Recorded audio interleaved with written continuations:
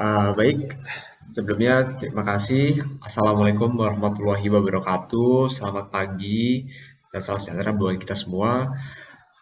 Sebelumnya dari kami, yaitu saya sendiri, Nabil Gibran Mitris NTO, NRP 0231 194000 Dan saya Muhammad Rizky Anugrah Pratama, NRP 0231 1940 0147. Ya, di sini kami dari kelas A, dari RSKKE kelas A. Di sini kami akan menjelaskan untuk buku Energy Conversion Edward M. Walls, di mana kami akan menjelaskan untuk chapter 6 dan chapter 7. Di mana di sini kami akan menjelaskan terlebih dahulu untuk chapter 6 yaitu photoelectric conversion.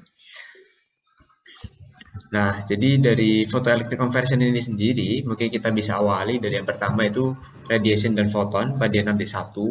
Itu pada dimana pada tahun 1960 1901 itu Max Planck menyatakan bahwa cahaya ini memiliki sifat yaitu sebagai dua, yaitu biasa kita sebut sebagai dualisme partikel cahaya, di mana cahaya ini memiliki sifat gelombang dan partikel. Jadi cahaya ini dapat dianalogikan sebagai gelombang dan juga sebagai partikel. Nah, cahaya sebagai partikel ini sendiri ini disebut juga sebagai foton yang memiliki energi dengan formulanya itu sendiri yaitu atau E fotonnya sendiri E ini merupakan foton itu sendiri yaitu rumusnya ada di 6.1 yaitu merupakan E sama dengan HV yang dimana konstanta Planck menunjukkan H itu merupakan 0,625 kali 10 pangkat minus 34 dan V itu sendiri merupakan frekuensi radiasi cycle per second yang dimana lalu selanjutnya bersama 6.2 yaitu V sama dengan C per lambda mana ini menunjukkan bahwa C ini merupakan speed of light atau kecepatan cahaya yang dimana yaitu 2,998 kali 10 pangkat 8 meter per second yang dimana lambda ini merupakan wavelength atau panjang gelombangnya. Nah, V ini merupakan kecepatan dari cahaya itu sendiri. Nah, lalu selanjutnya E ini bisa dituliskan juga sebagai kan tadi HV itu sama dengan HC per lambda karena kita sudah deduksikan yang tadi yang ada di atas ini sehingga HC per lambda sama dengan 1,986 kali 10 pangkat min 25 per lambda. Nah, lalu bisa dapat dituliskan ini sama dengan 1,24 kali 10 pangkat min 6 per lambda. Yang dimana 1 elektron volt ini itu sama dengan 1,602 kali 10 pangkat min 19 joule. Nah, selanjutnya untuk selanjutnya di mana untuk menghitung intensitas radiasi ini bisa juga dilakukan dengan persamaan berikut, di mana intensitas radiasi ini dianalogikan dengan simbol yaitu P, yaitu ini simbol P ini, di mana V ini sama dengan E dikalikan N pada persamaan 4 atau bisa dapat dituliskan juga dengan V sama dengan HVN watts per meter persegi di mana N ini merupakan flux foton sendiri, yaitu merupakan flux fotonnya. Lalu selanjutnya,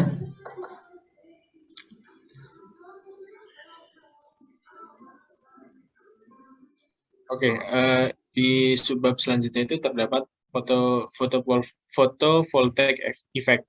Nah, efek fotovoltaik ini merupakan fenomena fisika di mana energi cahaya datang yang mengenai permukaan sel surya akan diubah menjadi energi listrik. Arus listrik dapat timbul karena energi foton cahaya datang berhasil membebaskan elektron-elektron dalam sambungan semikonduktor tipe N dan tipe P untuk dapat mengalir.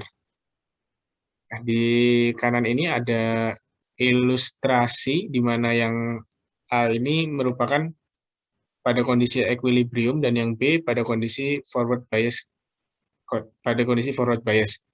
Nah, ini merupakan kayak kedudukan elektron pada Fermi level dan pada N-type sama P-type seperti itu.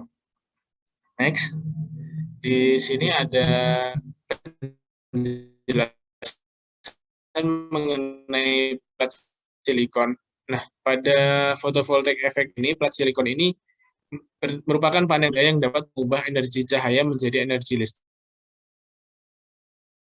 secara berturut-turut. Nah, foton cahaya yang datang memberikan energi untuk elektron bergerak dari sambungan semikonduktor ke arah semikonduktor tipe N dan hole bergerak dari sambungan ke arah semikonduktor tipe P. Pergerakan elektron yang telah mendapat cukup energi dari foton akan menghasilkan arus listrik. Jika suatu beban, misalkan lampu, dihubungkan di antara kedua jenis semikonduktor tersebut, maka arus pergerakan elektron akan menyalakan lampu tersebut. Dengan demikian, energi foton dari cahaya berhasil mengeksitasi elektron sehingga bebas untuk bergerak mengalirkan arus listrik.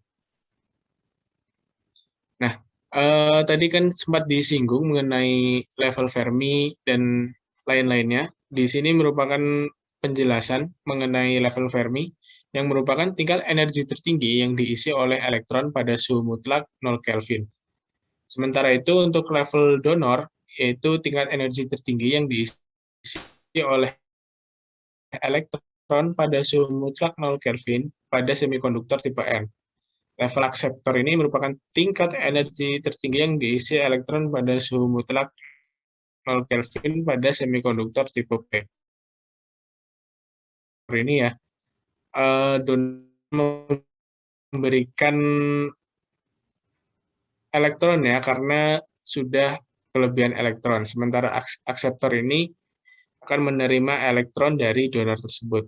Dan yang keempat ini terdapat pita valensi, yaitu tingkat energi tertinggi yang diisi oleh elektron valensi. Dan yang kelima terdapat lubang atau hole, yang merupakan pembawa muatan positif dalam semikonduktor. Nah, pada gambar yang B tadi, ilustrasi yang B tadi berada dalam keadaan forward bias. Potensial junction-nya tersebut akan dikurangi oleh VL, lalu arus mengalir melintasi junction-nya tersebut. Nah, arus tersebut yang melintasi pada junction-nya tersebut dapat dihitung dengan formula sebagai berikut J. Nah, di sini arusnya itu seharusnya kan arus dilambangkan sebagai I, tapi di sini dilambangkan sebagai J. Nah, khusus J ini merupakan atau didefinisikan sebagai arus yang mengalir pada junction-nya tersebut. Dengan formula J sama dengan J0 eksponensial EVL per KT dikurangi 1.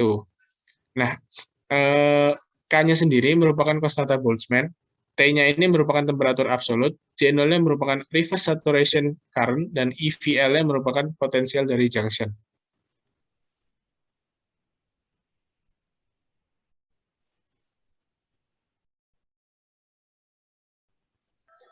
Oke, selanjutnya yaitu 6.3 di mana di sini yaitu sebabnya merupakan photoelectric energy converter. Nah, di sini coba kita lihat di sini ada gambar sirkuit photoelectric converter di mana bisa kita lihat bahwa di sini JS ini merupakan photovoltaiknya.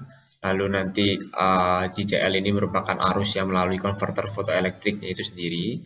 Dan kalau di sini J ini nanti adalah arus yang masuk ke junction atau simpangannya itu ya. Nah, seperti itu. Nah, lalu dari sini dapat kita lihat bahwa dari JL yang mau masuk ke dalam load itu dapat dicari dengan persamaan dari bawah ini, yaitu JL sama dengan JS min J. Nah, di mana JS itu sendiri merupakan, ini dapat sudah dijelaskan bahwa JS merupakan arus yang disebabkan oleh fotovoltaik tadi. Ketika tadi cahaya masuk, maka menyebabkan arus. Ketika tadi foton tadi masuk, itu akan menyebabkan arus yang dari arus yang disebabkan oleh fotovoltaik ini tadi. Ini akan masuk ke sini, akan ada arus yang masuk ke simpangan atau ke junction, sehingga nanti arus terakhir yang melalui konverter fotoelektrik JL ini sama dengan JS min J, seperti itu. Sehingga nilai resistansi internalnya itu seperti ini untuk perhitungannya. Lalu selanjutnya,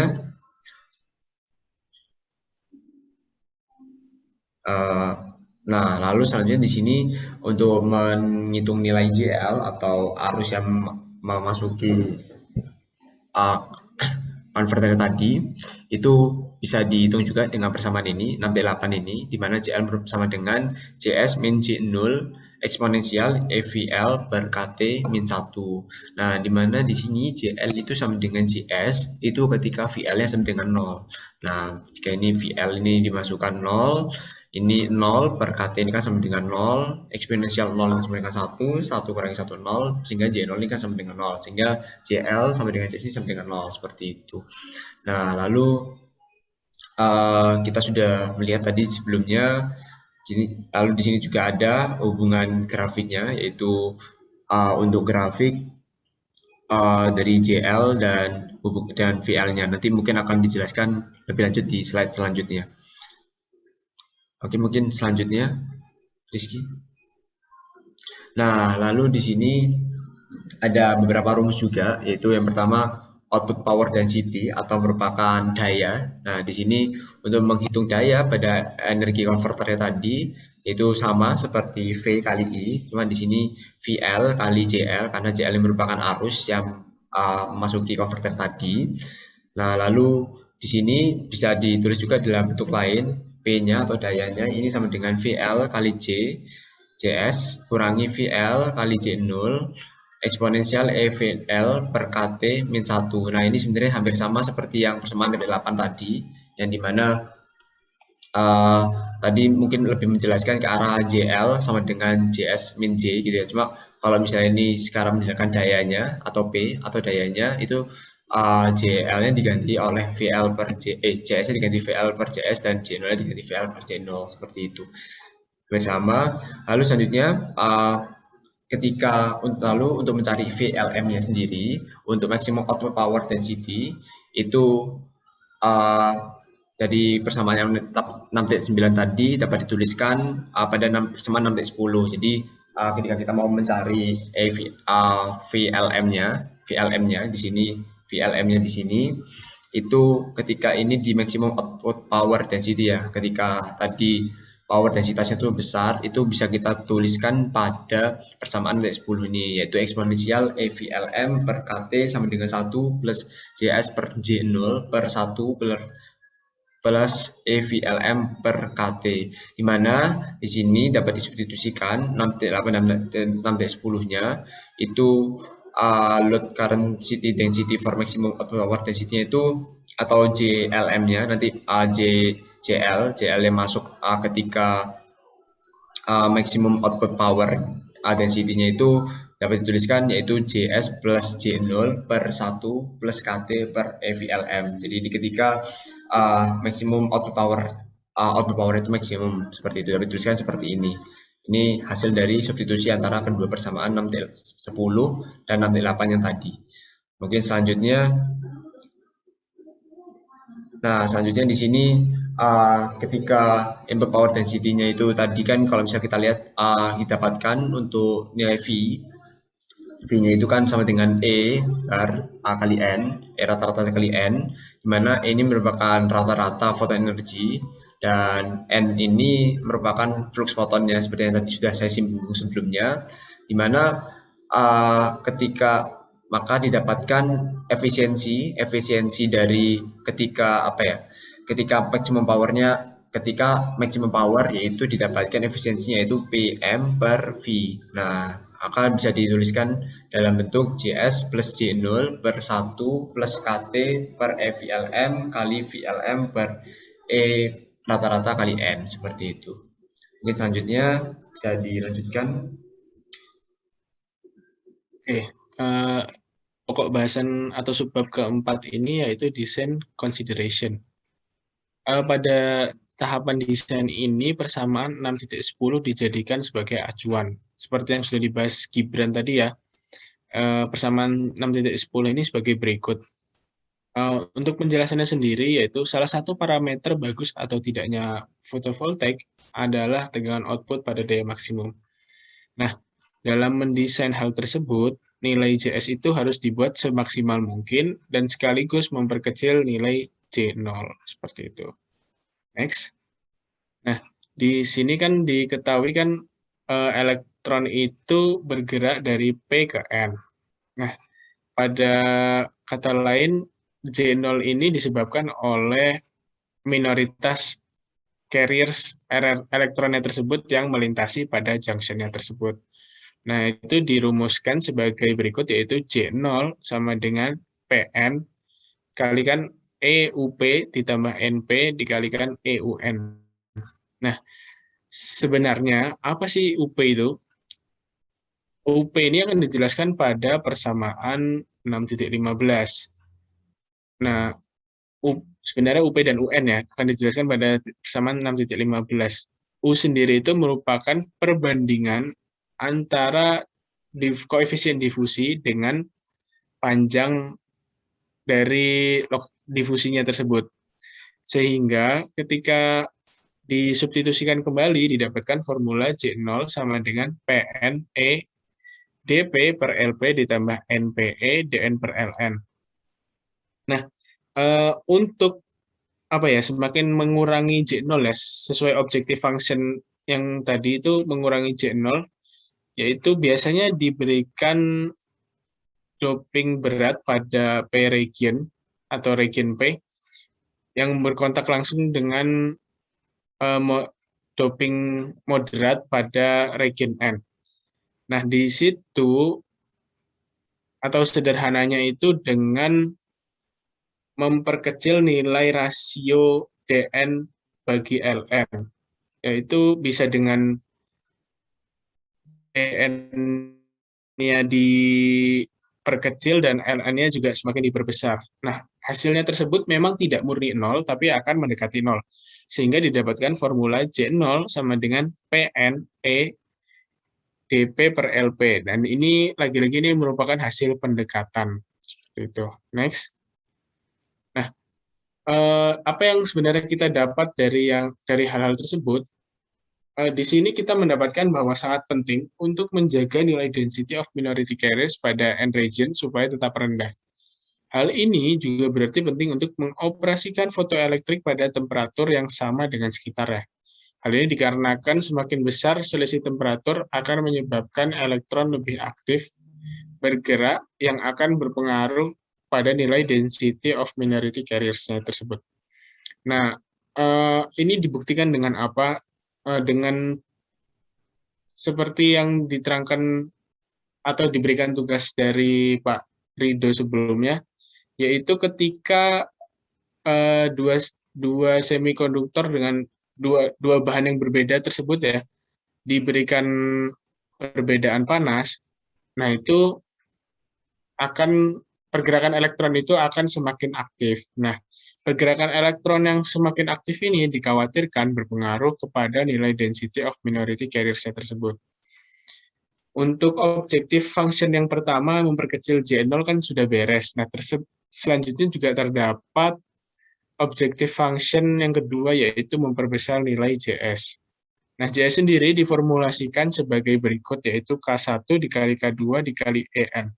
Di mana Js ini merupakan arus elektrovoltaik, K1 merupakan foton pada junction, K2 merupakan energi untuk membuat minority carrier melintas pada junction, dan N merupakan jumlah foton persatuan luas. Terdengar mungkin agak sedikit membingungkan atau sedikit ribet ya, tapi sebenarnya itu bisa dijelaskan dengan gambar pada slide selanjutnya.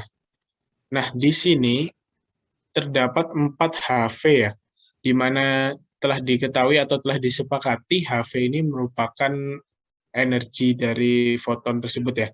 Kan tadi di slide awal-awal di subbab 6.1 diformulasikan bahwa E itu sama dengan HV.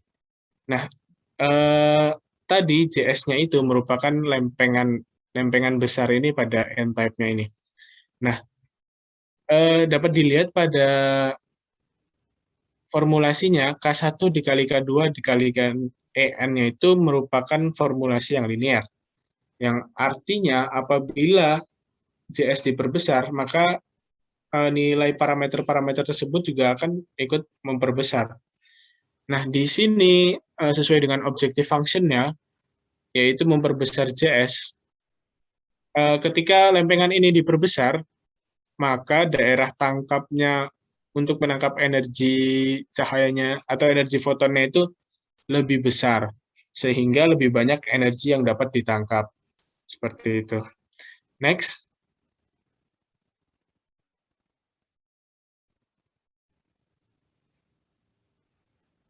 Oke, selanjutnya Yaitu mengenai material dan fabrication dari bahan semikonduktor itu sendiri. Jadi sebenarnya buat bahan semikonduktor ini sendiri itu sudah banyak dicoba dan bukan fakta-fakta sebagai berikut ya.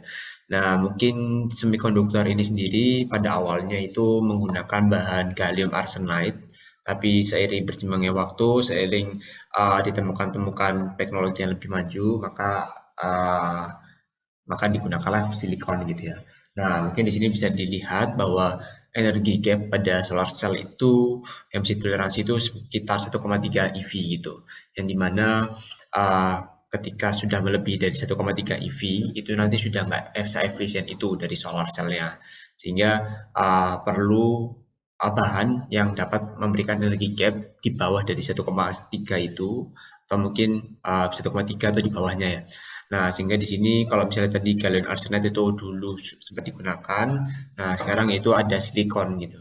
Kita menggunakan lebih banyak menggunakan silikon untuk penggunaannya dalam semikonduktor. Sehingga karena silikon ini memiliki energi gap sebesar 1,1 eV, yang dimana ini jauh lebih rendah daripada umumnya energi gap pada solar cell yaitu 1,3 eV, dan sehingga silikon ini banyak digunakan gitu dalam kehidupan sehari-hari.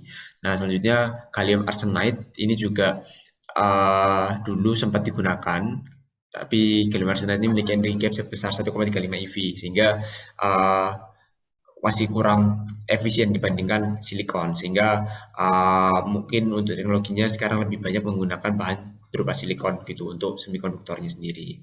Oke, mungkin itu. Lalu selanjutnya untuk fotoelektrik bertegangan tinggi itu umumnya itu menggunakan CDS, CDSI atau CDDI dalam bentuk thin film gitu. Jadi mungkin itu saja. Selanjutnya mungkin. Oke, selanjutnya ini masuk ke kesimpulan. Nah, didapatkan kesimpulan yaitu junction photoelectric energy mempunyai power output individu yang rendah. Jika mengharapkan hasil power output yang besar, diharuskan mengkoneksikan satu dan lain sel secara besar. Nah, biasanya setiap sel ini dihubungkan secara paralel dengan tujuan apabila ada salah satu sel yang terjadi failure, sel lainnya tidak terganggu. Nah, hal ini sangat inline dengan mata kuliah keandalan di mana komponen-komponen yang disusun secara paralel itu akan memiliki nilai reliability-nya yang lebih tinggi. Nah, selanjutnya, fotoelektrik ini memiliki banyak keuntungan, khususnya jika diaplikasikan dengan memanfaatkan sejumlah kecil daya pada waktu yang lama. Hal ini tidak terlepas dari kesimpulan pertama tadi ya, yaitu mempunyai power output individu yang rendah. Jadi lebih optimal ketika diaplikasikan dengan memanfaatkan sejumlah kecil daya pada waktu yang lama. Nah, sinarnya sendiri yang diserap oleh fotovoltaik itu sebenarnya sinar apa sih? Nah, ternyata sinar yang diserap oleh fotovoltaik itu ada 3 jenis sinar, yaitu alfa, beta, dan gamma. Namun, sinar gamma ini dianggap sebagai yang paling cocok dikarenakan ketika disinari pada p-n junction akan memproduksi pasangan hole elektron seperti foton. Kiranya seperti itu presentasi bab 6 dari kami. Kurang lebihnya mohon dimaafkan. Wassalamualaikum warahmatullahi wabarakatuh. Oke, selanjutnya kami akan membahas chapter 7 yang memiliki tema yaitu thermionic conversion. Nah, dari namanya ini jika diartikan secara kasar, thermionic ini dari kata thermal dan elektronik gitu mungkin ya. Jadi ini merupakan konversi dari energi panas menuju energi listrik. Next. Oke, selanjutnya di sini dari thermionic ini sendiri yaitu pertama operation of the thermionic energy converter. Nah, yang dimana di sini dapat dilihat di sini di sebelah kanan di sini ada desain thermionic converter sendiri. Itu bergantung pada prinsip di mana ketika suatu material dipanaskan akan memancarkan elektron. Nah, di sini nih prosesnya itu mirip ketika saat memanaskan air. Nah, kemudian di situ akan muncul uap-uap air. Nah, seperti mirip ketika memasukkan air yang dimana muncul uap-uap air. Nah, seperti halnya itu elektron yang dipancarkan. Nah, ketika aliran pancaran elektron dikumpulkan pada suatu elektroda kolektor, maka aliran tersebut merupakan arus listrik yang dapat dilewatkan melalui beban eksternal. Nah, dapat melalui beban eksternal yang ada di bawahnya ini. Lalu, konverter termionik ini terdiri dari elektroda panas yang memancarkan elektron melalui penghalang energi potensial ke elektroda yang lebih dingin, menghasilkan keluaran daya listrik yang lebih berguna nantinya. Nah, jadi di sini dapat dilihat di gambar itu ada elektron dari emitter yang mengarah ke kolektor-kolektor dari thermionic converter ini tadi seperti itu yang akan menghasilkan electrical energy out seperti itu. Mungkin selanjutnya, nah lalu di sini selanjutnya yaitu dari sebelumnya, jadi selanjutnya dari sini yaitu penguasaan konverter ini itu nampaknya tadi itu lebih kayak sederhana gitu. Nah, dan lebih kayak mudah dicapai dalam skala kecil. Namun sejumlah masalah tuh dapat seringkali muncul ketika pada prakteknya ada kepadatan daya yang besar diperlukan seperti itu. Nah, selanjutnya di sini ada space charge. Kebetulan lalu juga satu masalah yang muncul itu seperti space charge ini, di mana kumpulan elektron yang dipancarkan dari emitter itu membentuk sekumpulan muatan negatif di sekitar permukaan logam yang menjadi penghalang untuk pergerakan elektron lainnya menuju ke elektroda kolektor yang tadi. Nah, sehingga untuk mencegah dari pembentukan space charge effect ini, itu dapat dilakukan berbagai cara. Itu di sini seperti ada dua. Itu yang pertama, cara antara emitor dan kolektor yang tadi, yang ada di gambar tadi, itu dapat dikurangi menjadi nilai kecil. Lalu, order mikron atau ion positif itu dapat dimasukkan ke dalam awan elektron di depan emitor. Nah, lalu selanjutnya ada cara yang kedua, yaitu menggunakan cesium dan konverter termionik sebagai pelepasan tambahannya. Seperti itu. Oke, mungkin selanjutnya. Ya, terdapat thermionic emission ya untuk pembahasan subbab kedua. Di sini sekilas mengenai thermionic emission yaitu semua konverter thermionic bergantung pada emisi elektron dari permukaan yang panas. Nah, di sini ada ilustrasi di gambar yang kiri ya. Itu kan terdapat dua medium yang berbeda. Yang satu itu solid, yang satunya lagi itu vakum.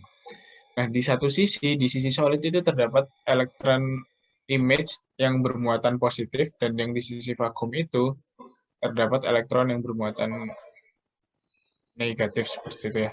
Jadi elektron bergerak dari positif ke negatif seperti ilustrasi gambar berikut atau dari solid ke vakum ketika sesuai dengan ilustrasi gambar berikut.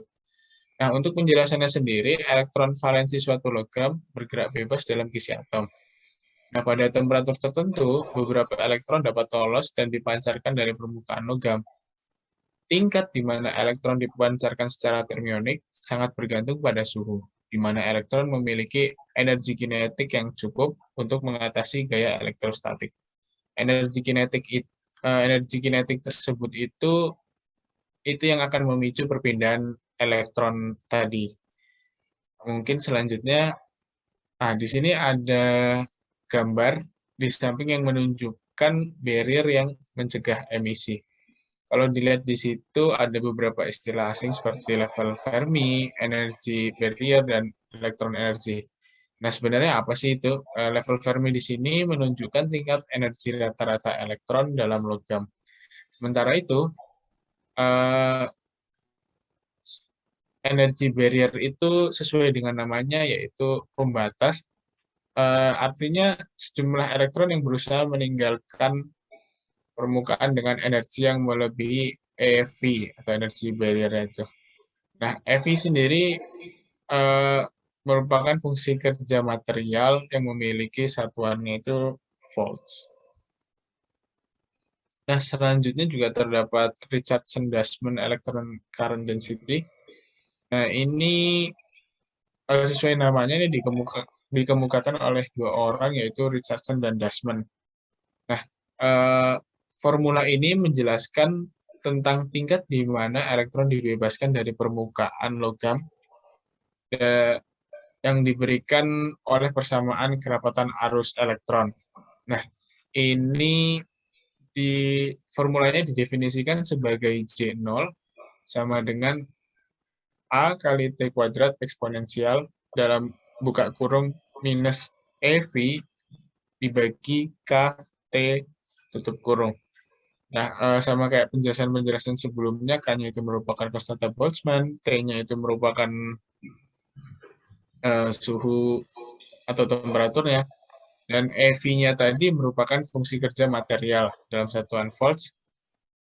Nah, untuk nilai A-nya ini sendiri merupakan kayak ketetapan atau konstanta universal dengan nilai 1,2 dikali 10 pangkat 6 SMP per meter kuadrat Kelvin.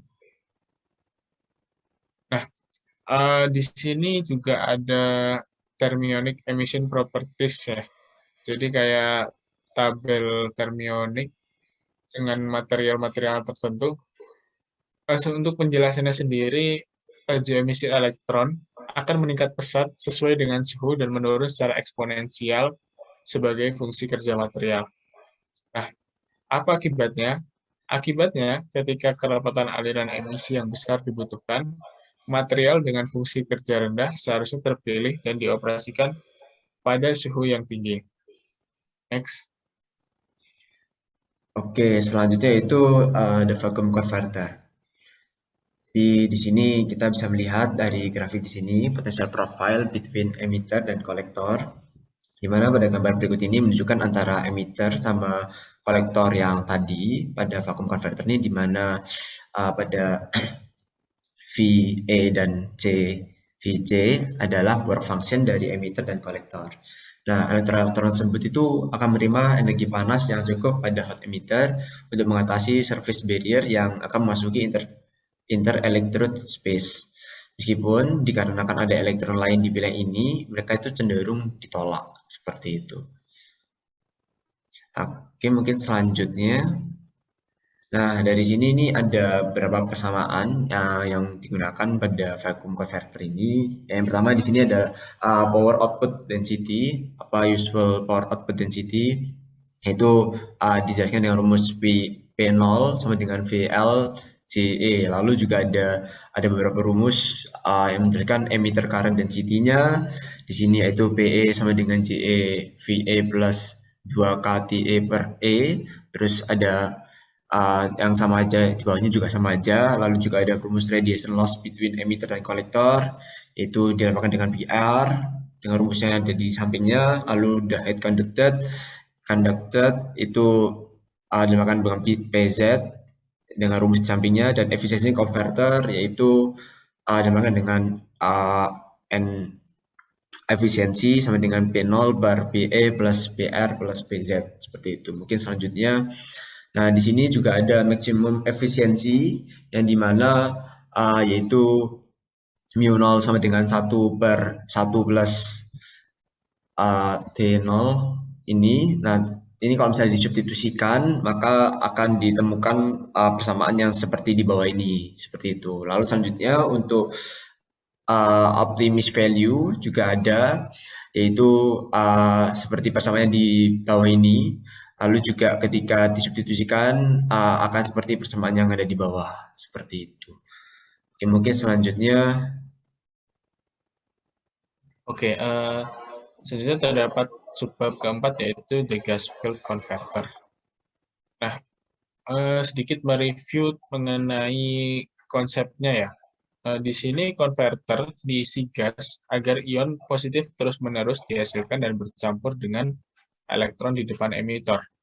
Nah, ketika kerapatan ion positif cukup untuk menetralkan medan elektrostatik elektron, maka ketika dibebaskan dari emitter, elektron tidak akan mengalami perlambatan dan semua elektron bebas untuk berpindah ke kolektornya. Nah, di sini ada penggunaan the cesium converter ya, salah satu dari aplikasinya tadi. Nah, di sini kan di gambar ini terdapat ilustrasinya di mana heat source atau sumber panasnya itu mengenai ke emitter. Sumber panas tersebut memiliki arus seperti itu ya. Arusnya itu bercabang ke VL dan RL ini, melewati VL dan RL ini, dan nanti akan terhubung ke kolektor. Sementara itu letak cesium reservoir-nya itu ada di sebelah kanannya ini. Penjelasannya yaitu cesium converter ini terdiri dari emitter dan kolektor yang tertutup dalam wadah berisi uap selsium. Nah, kepadatan atom selsium gas dikendalikan oleh regulasi suhu reservoir selsium. Next. Nah, sebenarnya apa sih tujuan dari cesium converter? Nah, cesium converter ini bertujuan untuk menyediakan ion positif untuk kompensasi muatan ruang elektron. Pembentukan ion cesium di dalam konverter dapat disebabkan oleh ionisasi kontak atau resonansi dan ionisasi volume. Ionisasi kontak terjadi ketika atom berkontak dengan bahan panas yang memiliki fungsi kerja lebih tinggi dari potensial ionisasi atomnya. Dan selanjutnya ini terdapat opsi penggunaan yaitu the auxiliary discharge converter. Hampir sama dengan yang sebelumnya yaitu cesium converter, cuman perbedaannya pada kolektor ini terjadi discharge seperti itu. Penjelasannya, auxiliary discharge converter ini menggunakan sumber bahan bakar fosil atau nuklir. Konverter ini juga diisi dengan gas inert seperti argon, neon, xenon, dan tidak ada permasalahan korosi seperti pada cesium. Nah, dapat digunakan untuk suhu emitter rendah, yaitu kurang dari 1500 Kelvin. Kekurangannya ada pada kompleksitas yang diperkenalkan oleh sistem pelepasan tambahan. Sementara itu, kekurangan ini dapat diatasi dengan menggunakan material dengan fungsi kerja rendah agar mencapai kerapatan daya keluaran yang diinginkan pada suhu yang relatif rendah.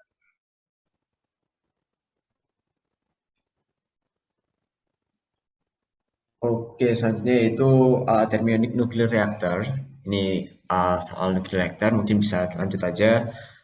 Jadi di sini ada pengembangan thermionic converter itu didasarkan pada asumsi bahwa suhu emitter tinggi yang dibutuhkan akan disuplai oleh sumber tenaga nuklir. Nah, mungkin di sini bisa kita lihat thermionic converter, nuclear reactor. Di sini ada bagian-bagiannya itu ada fuel emitter interface, lalu keramik separator, ada kolektor, insulation, emitter, fuel, sama cesium vapor. Nah, jika konverter ini merupakan bagian integral atau implementasi dari elemen bahan bakar, maka desainnya menyerupai inti reaktor biasa dengan elemen bahan bakar silinder. Namun setiap elemen bahan bakar terdiri dari sejumlah konverter yang dihubungkan secara seri. Selanjutnya, nah karena konverter ini dihubungkan secara seri, setiap emitter harus diisolasi secara elektrik dari pendingin agar berfungsi dengan maksimal. Sehingga nanti diperlukan bahan yang mampu bertindak baik sebagai isolator listrik dan sebagai induktor termal pada suhu di atas 1500 Kelvin. Dari bentuk geometri reaktor, daerah yang mengelilingi emitter adalah daerah anular konsentris dari uap cesium, kolektor, insulasi, dan tabung berdinding tipis luar yang mendukung semua konverter di batang bahan bakar. Oke, selanjutnya kesimpulannya yaitu elemen bahan bakar dalam reaktor ini secara elektrik dihubungkan secara seri dan paralel. Jika sistem dirancang untuk ruang angkasa atau propulsi kapal selam, reaktor ini didinginkan oleh loop logam cair, dan jika aplikasi tidak memerlukan suhu pembuangan panas yang tinggi, reaktor ini dapat didinginkan oleh pendingin yang lain. Seperti itu. Oke, yang terakhir ada subbab mengenai heat pipes. Nah, di kanan ini terdapat ilustrasi mengenai heat pipes ya. Terdapat liquid dan vapor. Nah, penjelasannya itu penggunaan heat pipe secara sederhana berdasar pada jumlah panas yang dapat dipindahkan. Pemindahan panas tersebut terjadi dengan penurunan suhu yang relatif kecil. Penurunan suhu tersebut dilakukan dengan cara penguapan cairan. Nah, ini karena ini tadi ada dua fase yaitu liquid vapor. Selanjutnya, selain dilakukan dengan cara penguapan cairan, juga dapat dilakukan dengan pengangkutan uap air dan kembali lagi ke fase awal dengan kondensasi. Berdasarkan gambar, terdapat panas masuk dengan flux rendah. Heat pipe digunakan untuk mendapatkan flux tinggi. Sebenarnya bukan flux tinggi ya, tapi lebih ke flux yang ideal yang dibutuhkan. Tapi umumnya lebih lebih meninggikan atau meningkatkan fluxnya tersebut. Kenapa sih sebenarnya diperlukan nilai flux yang tinggi atau flux yang ideal seperti itu? Flux yang ideal dalam tanda kutip yang cenderung tinggi ini dianggap lebih efisien dalam penggunaannya. Nah, heat pipe ini juga memiliki kekurangan ya. Salah satunya itu pada kompatibilitas material dan juga transportasi massalnya. Nah, untuk aplikasi konverter menggunakan logam cair, sering terjadi sumbu atau struktur dinding sedikit larut dalam cairan, yang mengakibatkan sejumlah kecil bahan struktural dilarutkan di bagian kondensor, dibawa ke bagian evaporator dan disimpan ketika cairan diuapkan. Nah, kurang lebihnya seperti itu presentasi dari kelompok kami, dan terima kasih banyak telah menyimak. Saya izin menutup. Wassalamualaikum warahmatullahi wabarakatuh.